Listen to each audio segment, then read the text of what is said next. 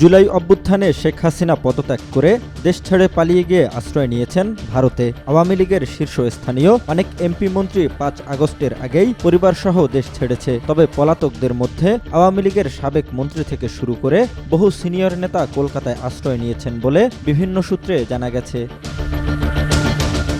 পলাতক এসব নেতারা কেউই কলকাতার কোনো হোটেলে থাকছেন না, থাকছেন খানিকটা আড়ালে কলকাতার কাছাকাছি রাজারহাট নিউ টাউনের বিভিন্ন আবাসনে। দালাল ও রাজনৈতিক নেতাদের মাধ্যমেই প্রভাবশালী আওয়ামী নেতারা সেখানে নিশ্চিন্তে অবস্থান করছে।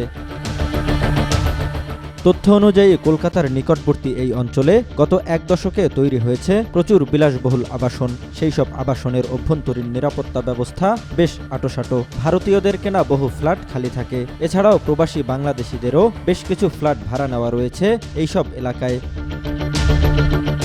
গত মে মাসে এমপি আনোয়ারুল আজিম আনার কলকাতার সঞ্চিতা আবাসনের যে ফ্ল্যাটে খুন হয়েছে সেটিও ছিল বাংলাদেশি প্রবাসী ও ব্যবসায়ী আখতারুজ্জামান শাহিনের ভাড়া নেয়া একটি ফ্ল্যাট।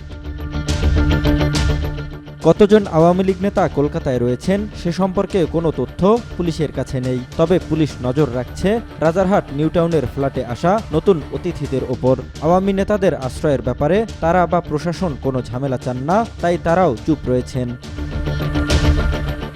সাবেক স্বরাষ্ট্রমন্ত্রী আসাদুজ্জামান খান, এমপি অসীম কুমার উকিল ও তার স্ত্রী অপু উকিল হাজী সেলিমের এক ছেলেকে কলকাতার নিউ টাউনের ইকো পার্কে ঘোরাফেরা করতে দেখা গেছে গত অক্টোবরে। ৯৫ দিন বাংলাদেশেই লুকিয়ে থেকে ওবায়দুল কাদেরও শিলং দিয়ে ভারতে প্রবেশ করে পরিচিতদের ব্যবস্থাপনায় নভেম্বরের দ্বিতীয় সপ্তাহে কলকাতায় এসে আশ্রয় নিয়েছেন বলে জানা গেছে। আওয়ামী লীগের প্রেসিডিয়াম সদস্য জাহাঙ্গীর কবির নানক ও আওয়ামী লীগের সাংগঠনিক সম্পাদক শফিউল আলম চৌধুরী নাদেল, সিলেট স্বেচ্ছাসেবক লীগের সভাপতি আফসার আজিজ ও সাধারণ সম্পাদক দেবাংশু দাস মিঠুও কলকাতায় রয়েছেন বলে জানা গেছে।